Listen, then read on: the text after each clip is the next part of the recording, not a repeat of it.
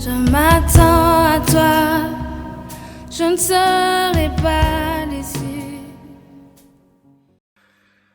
Shalom chez vous, Dieu vous bénisse abondamment. J'espère que vous allez très très bien. Nous sommes dimanche et c'est le jour de notre Seigneur Jésus-Christ. Nous bénissons le Seigneur pour sa grâce. Je suis persévérant, Moupolo, enfant de Dieu comme je l'ai toujours dit et homme bien-aimé de Dieu. Nous sommes des hommes et des femmes bien-aimés de Dieu. Nous sommes le résultat de l'amour de Dieu à la croix de Golgotha. Le plus grand miracle d'amour de Dieu, c'était cette œuvre salvatrice que Dieu a exécutée, a accomplie à la croix de Golgotha pour vous et moi. La Bible dit dans le livre de Jean, chapitre 3, le verset 13, « Car Dieu a tant aimé le monde, il a donné son Fils unique, afin que quiconque croit en lui ne périsse point, mais qu'il ait la vie éternelle. » Nous sommes le résultat de cet amour dont Dieu a manifesté envers l'être humain. Et sur ce, nous sommes des hommes et des femmes bien-aimés de Dieu. Et ceci doit être notre déclaration quotidienne. Nous disons, je suis un homme, une femme bien-aimée de Dieu. Rien ne nous séparera de l'amour de Dieu. Ni les pouvoirs de ce monde, ni les pouvoirs ténébreux de ce monde ne peuvent nous séparer de l'amour de Dieu.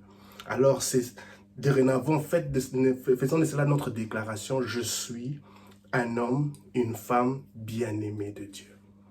L'amour de Dieu surpasse tout entendement. L'amour de Dieu est au-dessus de tous les pouvoirs sataniques ténébreux qui peuvent faire face à dont nous pouvons rencontrer sur notre chemin ici-bas. Et Dieu est notre sauveur.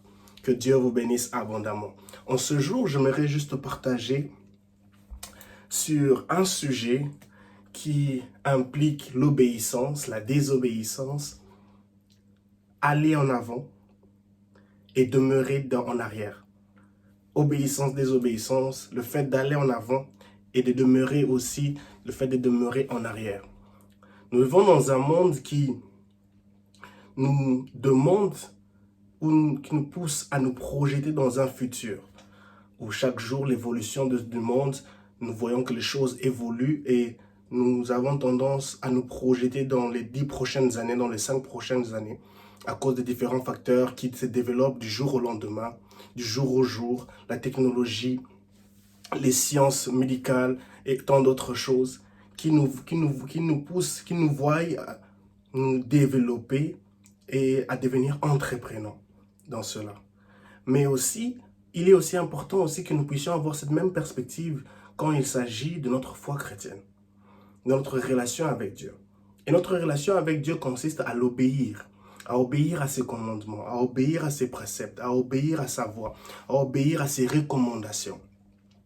Alors dans le livre de 1 Samuel, chapitre 15, le verset 22, un passage qui nous est très familier, ça nous parle de l'histoire du roi Saül avec le prophète Samuel. 1 Samuel, chapitre 15, le verset 22, où il y a ce passage, il y a cette phrase mythique, très connue de tous, qui dit « L'obéissance vaut mieux que le sacrifice ». Cette phrase vient après la désobéissance du roi Saül, un roi qui a été choisi par Dieu. Sa sélection est un encouragement, une source de prédication. Il y a toute une prédication derrière sa sélection que Dieu choisit, le choix de Dieu.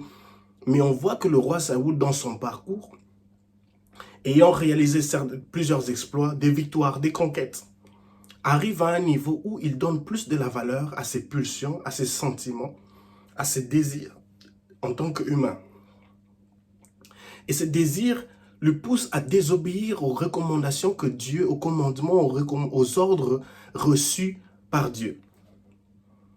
Et c'est alors que Dieu dira au roi Samuel, l'obéissance vaut mieux que le sacrifice. Un message qu'il doit transmettre à Dieu, à Saül, que l'obéissance vaut mieux que le sacrifice. En tant qu'humains, nous sommes beaucoup plus attachés à certaines choses où il nous est difficile de nous en séparer. Mais on se voit désobéir à Dieu dans cela. On finit par désobéir à Dieu. J'aimerais dire ici, par ici que l'obéissance possède la vie. Et cette vie, c'est Jésus-Christ. Lorsque nous obéissons à Dieu, nous sommes en train de poser des pas consécutifs vers la croix de Golgotha, vers l'avant. L'obéissance nous pousse à aller de l'avant, à poser des pas consécutifs qui nous amènent à aller de l'avant, à atteindre le but, à finir cette course avec joie, avec couronnement. La Bible, dans le livre de Hébreux, chapitre 12, le verset 1 à 2, elle nous parle de poser nos regards sur Jésus-Christ. Et l'apôtre Paul, dans plusieurs de ses récits, dans plusieurs de ses lettres aux Philippiens, le livre de Philippiens, chapitre 3, le verset chapitre 4, et le livre de 1 Corinthiens, chapitre 9, il fait plus allusion à la course, à cet athlète qui est en train de chercher à remporter le prix, qui ne se concentre pas à regarder en arrière, mais qui regarde ce qui est devant.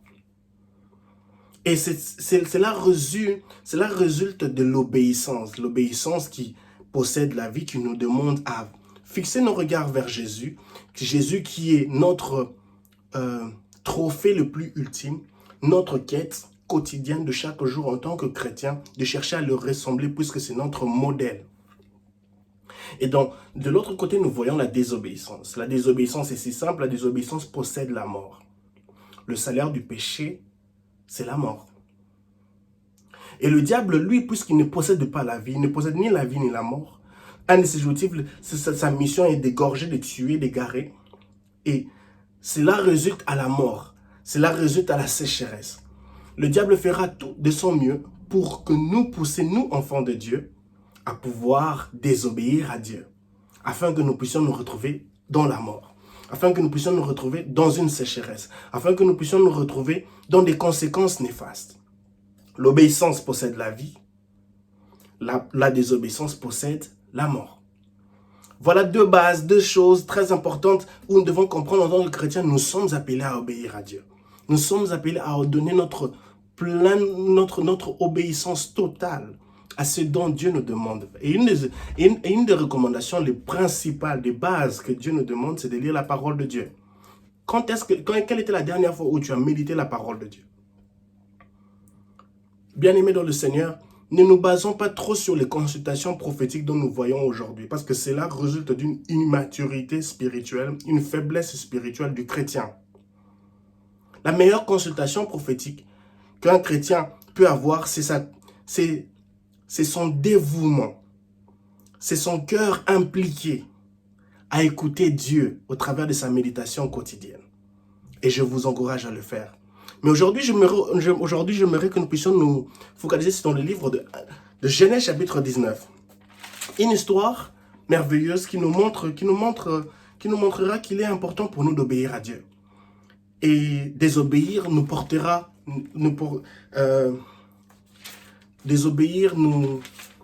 amènera au regret, si je peux le dire en ces termes. Désobéir nous amènera au regret.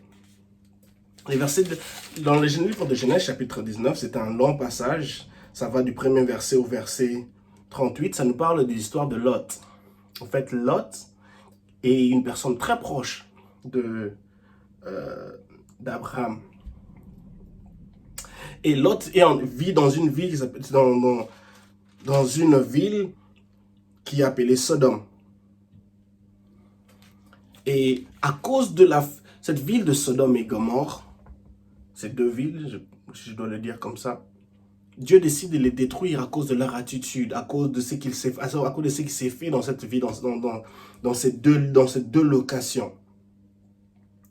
Et Lot se retrouve dans Sodome. Il est habitant de cette ville.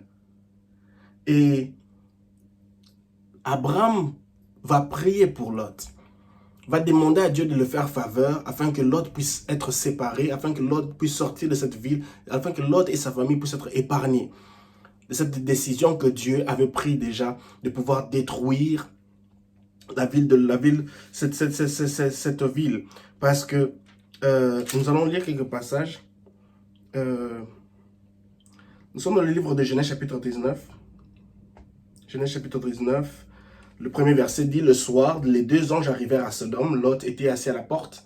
En les voyant, il s'éleva pour aller à leur rencontre, se prosterna face contre terre et leur dit, « S'il vous plaît, mes seigneurs, acceptez de faire un détour et de venir loger dans la maison. Vous pourrez y aller les laver les pieds et y passer la nuit, ainsi avant de poursuivre votre route. » Le verset 3, « Mais Lot insista, tant qu'ils finirent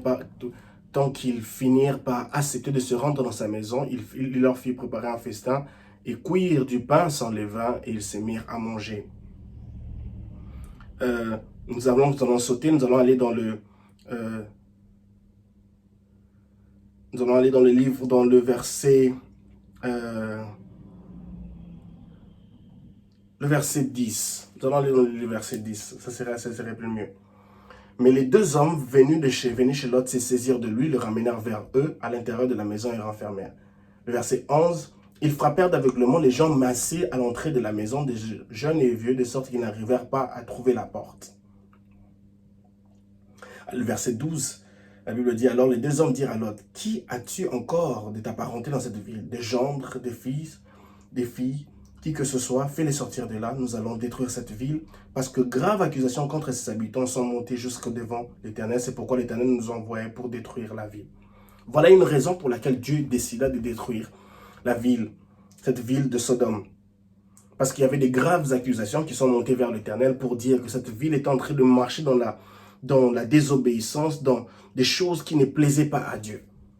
Et Dieu parce que nous servons un Dieu qui est miséricordieux, qui est plein d'amour, plein de grâce, il a écouté la prière de son serviteur Abraham en faveur de Lot. Et c'est alors que Dieu envoya ses anges pour pouvoir délivrer Lot. Ceci nous montre que nos prières sont capables de délivrer certaines personnes qui se retrouvent dans des situations des situations précaires, des situations difficiles, ou même dans un environnement où Dieu a décidé de détruire, de se débarrasser de cet environnement. Mais à cause de nos prières pour ces personnes-là, Dieu est capable d'épargner ces personnes-là et de continuer à accomplir son projet de détruire quoi que ce soit. Et voici l'histoire de Lot. Lot jouit de la faveur de Dieu obtenue au travers de la prière d'Abraham pour lui.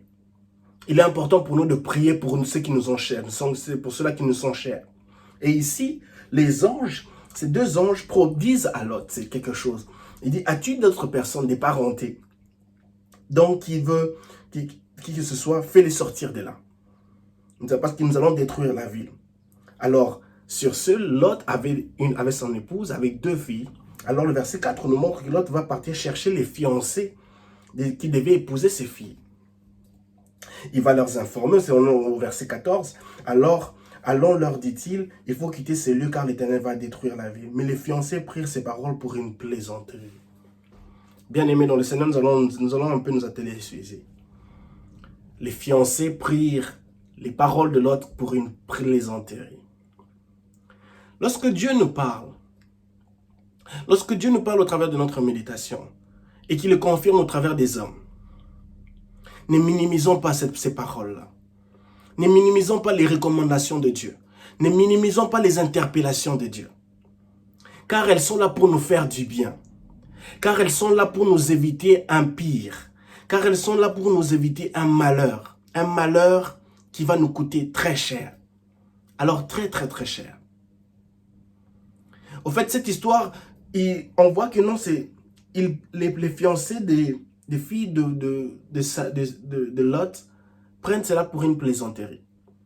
Et ça ne va pas prendre beaucoup plus de temps comme celui dans l'histoire de Noé, où quand il informait au peuple, le peuple prenait ça pour la blague, il voyait que ça prenait du temps. Ils ne comprenaient pas cela. Mais pour l'histoire de Lot, ça n'a pas pris plusieurs années. Pas du tout. C'était instantané. Instantané. Ils avaient la grâce. Le salut a frappé à la porte. Le message de la parole de Dieu a frappé à leur porte. À la porte de ces deux fiancés. À la porte de ces deux gendres. Le message de la bonne nouvelle a frappé à leur porte. Ceci nous montre ici, nous pouvons voir que non, il est important pour nous d'annoncer la bonne nouvelle. Même si les personnes n'écoutent pas, même si les personnes ne répondent pas positivement à ce que nous leur annonçons, nous devons continuer à annoncer la bonne nouvelle, faire ce que Dieu nous demande de faire. Vous savez, dans le livre d'Ézéchiel, Dieu dit à Ézéchiel, si tu n'informes pas ce que je te demande de dire à telle personne, à telle catégorie de personnes, si ces personnes-là mouraient, leur mort serait sur ta tête. Nous avons une mission à accomplir, faisons-le. Nous avons des messages à transmettre à des personnes, faisons-le. Nous avons la bonne nouvelle, les interpellations, le message de la parole, le message de Christ à annoncer à des personnes qui nous entourent, faisons-le. Puisque nous allons rendre de compte à Dieu. L'apôtre Paul le dit dans le livre de 2 Corinthiens chapitre 5. Il le dit clairement. Nous allons rendre de compte à Dieu. Et il ne faut pas que la mort de qui que ce soit sur notre tête, puisqu'on n'a pas fait ce que Dieu nous a demandé de faire. Et Lot va partir chercher ses gendres, parce qu'il les aimait. C'était une faveur que les anges de Dieu le faisaient. Une faveur. Mais ces deux gendres ont pris cela pour de la plaisanterie. Ne prenons pas les recommandations de Dieu pour la plaisanterie. Ne prenons pas les paroles, les messages de Dieu pour une plaisanterie. Elles sont là pour une précision, elles sont là pour une articulation, elles sont là pour une délivrance, elles sont là pour une restauration bien précise, bien calibrée. Afin que nous puissions être épanouis et fleurir dans notre vie. Et la Bible dit, on continue, dès que l'aube apparut, les anges se mirent pressants. Ils dirent à Lot, debout, amène ta femme et tes filles qui sont ici, si tu ne veux pas périr emporté par le jugement qui va s'abattre sur cette ville.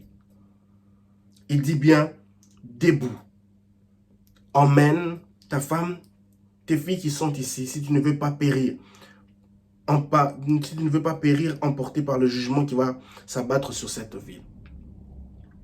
Lève-toi, debout. Dieu veut que tu puisses te séparer. Dieu veut t'épargner d'un désastre. Dieu veut t'épargner d'un malheur. Dans l'environnement là où tu te trouves. Dans les relations dont tu engages avec des gens. Des fois, il y a certaines séparations, on se pose la question, Seigneur, pourquoi cette séparation arrive? Elle me fait tellement mal. Cette séparation me fait tellement mal. Mais laisse-moi te dire quelque chose en ce jour.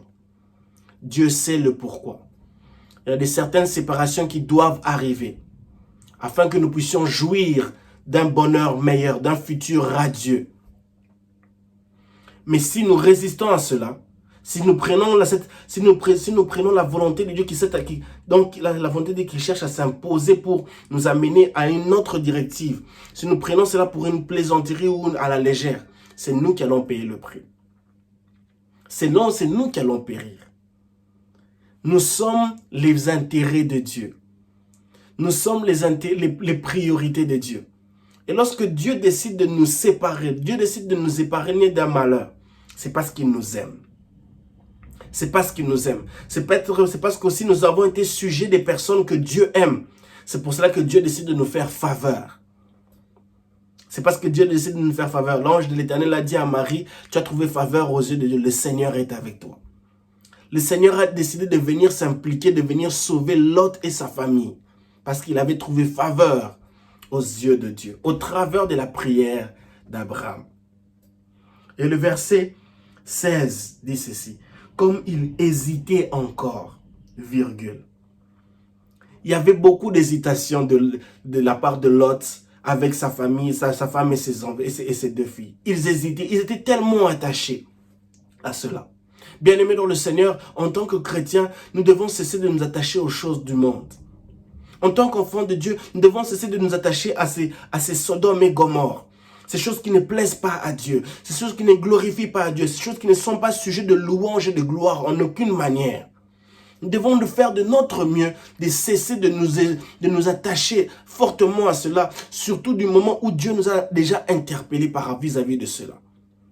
La Bible dit clairement, comme ils hésitaient encore. La parole de Dieu est déjà venue, les avertissements, les recommandations de Dieu ont été déjà faites. Il t'a dit, ne fais pas ceci, sépare-toi de ceci. Ne compromets pas ta relation avec moi. Évite ceci, évite cela. Mais puisque nous sommes en train d'hésiter encore, puisque nous voulons faire les choses comme le roi Saül, nous voulons nous attacher au sacrifice, nous voulons trouver un gain quelconque, nous voulons obtenir une certaine opulence, une certaine notoriété au travers de la désobéissance qui possède la mort à l'intérieur. Le verset 16 dit, comme ils hésitaient encore, les deux hommes les prirent par la main. Lui, sa femme et ses deux filles, car Dieu voulait les épargner. Et ils les entraînèrent hors de la ville. Dieu les a pris par la main. Dieu les a forcés à sortir de là. Je l'ai dit au début, nous sommes des hommes et des femmes bien-aimés de Dieu.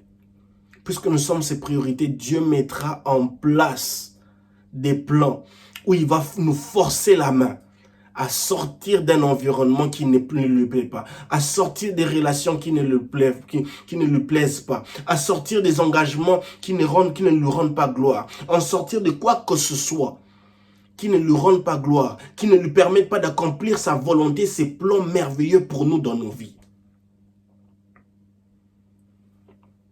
Il se voit ici, la Bible dit clairement, comme ils hésitaient, les deux hommes les prirent par la main, lui, sa femme et ses deux filles, car Dieu voulait les épargner, les entraîner, et les entraînèrent hors de la ville.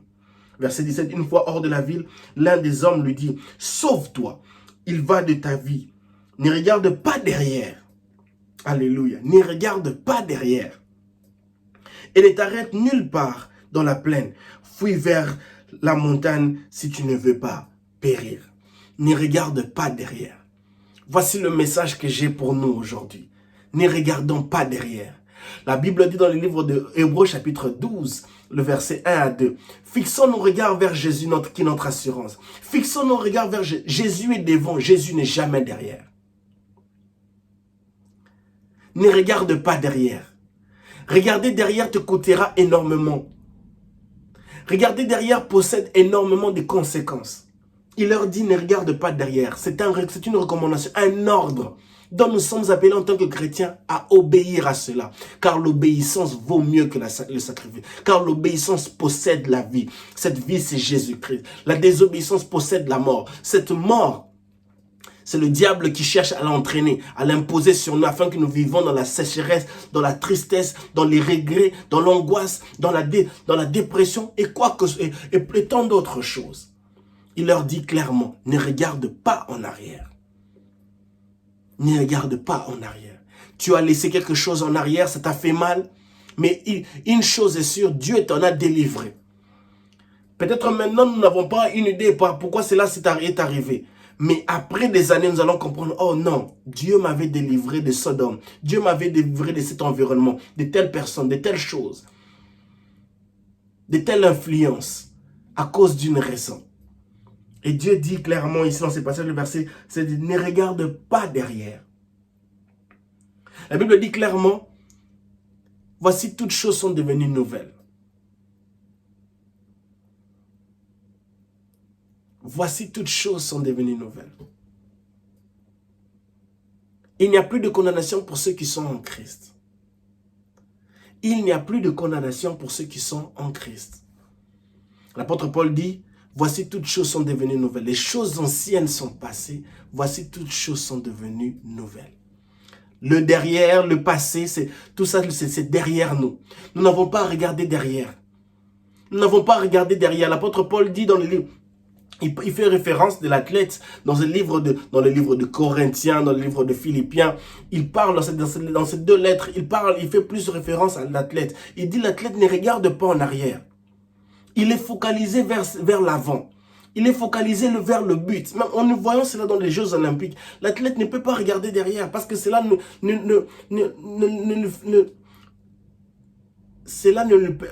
lui gagne rien. Il n'obtient rien en regardant en arrière. Mais c'est en regardant devant lui. Là où il y a la ligne d'arrivée qui est son objectif. Il cherche à battre un record. Ne regarde pas en arrière.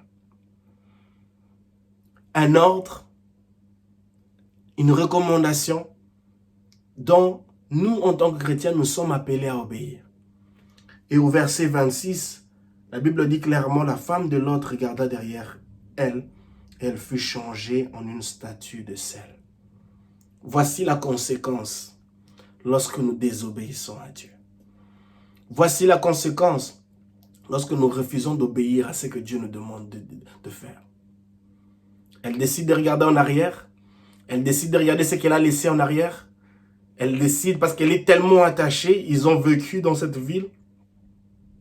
Ils ont tissé des relations. Peut-être ils avaient une certaine notoriété. Mais pour Dieu, tout ça n'était rien. Il fallait que cela méritait d'être détruit. Et elle décide de regarder en arrière et cela lui coûte très cher. Cesse de regarder en arrière. L'obéissance possède la vie. La désobéissance possède la mort. Nous allons lire un passage Et à travers de ces passages, nous allons prier. Et nous allons terminer cette session d'aujourd'hui. Nous sommes dans le livre de Hébreux chapitre 10. Hébreux chapitre 10. Gloire à Jésus. Dieu est merveilleux, n'est-ce pas? Nous sommes dans le livre de Hébreux chapitre 10. J'aimerais que nous puissions lire à partir du verset 35. Hébreux chapitre 10, verset 35. N'abandonnez donc pas votre assurance. Une grande récompense lui appartient. Verset 36. Car il vous faut de la persévérance, afin qu'après avoir accompli la volonté de Dieu, que vous obteniez ce qu'il a promis. Amen. Verset 37. Encore un peu de temps, un tout petit peu de temps. Gloire au Seigneur Jésus. Et celui qui doit venir viendra, il ne tardera pas. Verset 38. Celui qui est juste à mes yeux vivra par la foi. Mais s'il retourne en arrière, je ne prends pas plaisir en lui. Alléluia. Et le verset 39. Quant à nous, nous ne sommes pas de ceux-là qui retournent en arrière pour aller se perdre. Waouh! Mais de ceux qui ont la foi pour être sauvés. Quant à toi et moi, hommes et femmes bien-aimés de Dieu, nous ne sommes pas de ceux-là qui retournent en arrière pour se perdre, pour être transformés en statue de sel, pour jouir des résultats de la désobéissance que nous avons manifestée vis-à-vis de Dieu, désobéissance qui possède la mort.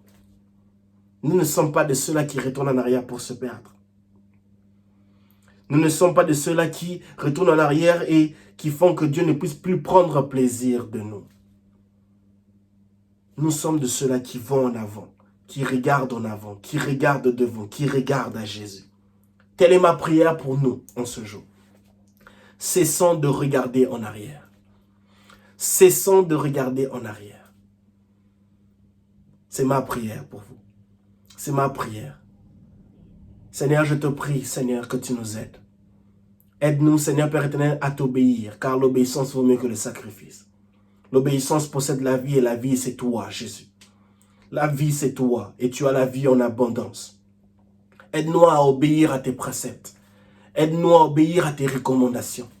Aide-nous à t'obéir jour et nuit, en lisant ta parole, en nous attachant à toi, Seigneur, en demeurant ferme, Seigneur, attaché à toi et à toi seul, Seigneur. En vivant, Seigneur, une foi agissante, Seigneur, enracinée dans la parole de Dieu. Seigneur, nous ne voulons pas être de la catégorie de ceux-là qui regardent en arrière pour se perdre.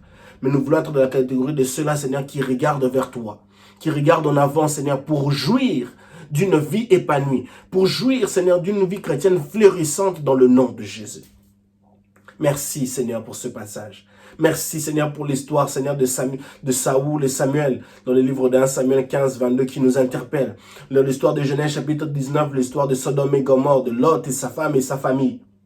Et le livre, Seigneur, de Hébreux, chapitre 10. Seigneur, Père éternel Tout-Puissant, qui nous montre à suffisance que nous sommes là, nous sommes appelés à avancer de l'avant, à nous focaliser, à regarder sur la croix, à courir, à poser des pieds, à poser des pas vers la croix quotidiennement, constamment, au nom de Jésus. Merci, Seigneur Jésus. Amen. Que Dieu vous bénisse abondamment. Attendez-vous à Dieu. Il a le meilleur pour vous. Et il vous fera du bien. Que Dieu vous bénisse abondamment et shalom chez vous.